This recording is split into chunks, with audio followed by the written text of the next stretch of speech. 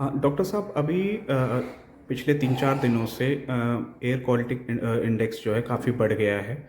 वायु पॉल्यूशन काफ़ी ज़्यादा हो गया जिससे आँखों में जलन और अनेक तरीके की बीमारियों का सामना करना पड़ रहा है लोगों को। तो ये मतलब सबसे पहले जानना चाहूँगा सर, ये मतलब ये ऐसा अचानक क्यों हुआ इतना पॉल्यूशन का जो सिस्टम है सर? वही पिछले कुछ दिनों में आपने नोट किया होगा कि पोल्यूशन एकदम से बढ़ गया है। धूप धूप भी थोड़ी जो है हल्की हो गई है और सुबह शाम तक कुछ धुंधला भी दिखाई देता होगा कि जैसे हवा में कुछ प्रदूषण है, हवा में कुछ लटका हुआ है, हवा में धुआं जैसा है। ये सारा जो है गाड़ियों के निकले हुए धुएं से इकट्ठा हो रहा है, क्योंकि अभी हवा नहीं चल रही है।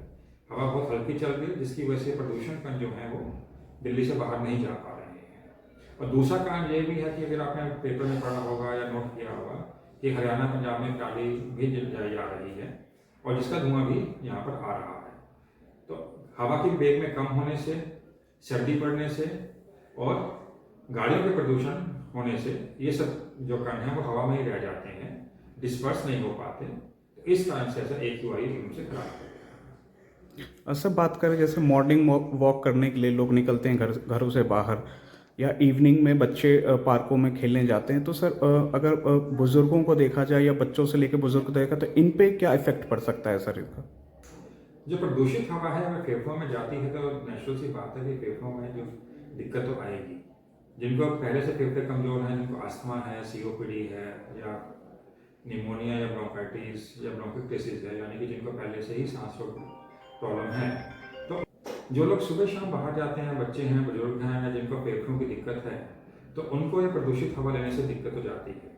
जैसे लोग अस्थमा के पेशेंट्स हैं या COPD के पेशेंट हैं या ब्रोंकाइटिस है, यानी कि जिनको फेफड़े संबंधित पहले से कोई समस्या है, उनको ये ज़्यादा दिक्कत होती है। सुबह शाम प्रदूषण की मात्रा ज़्यादा होती है, तो इस कारण से उस समय को खांसी, सांस फूलना, ये सब समस्याएं हो सकती हैं। और ऐसे वक्त में जो अगर वो दवाएं ले रहे हैं तो दवाएं बराबर लेते रहें, उनको दवाओं को ना छोड़ें ताकि इसका असर कम किया जा सके। अगर बच्चों की बात करें सर, तो बच्चों पर कितना इफ़ेक्ट पड़ सकता है ये? बच्चे अगर लगातार प्रदूषित हवा में रहते हैं तो असर तो उनके ऊपर भी आता है।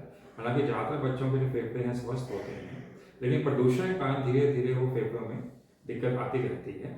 और इसका इफेक्ट ऐसा ही होता है जैसे स्मोकिंग का इफेक्ट होता है। तो बच्चे जिस समय प्रदूषण ज़्यादा होता है उस समय बच्चे बाहर ना आ जाएं, घरों में रहें।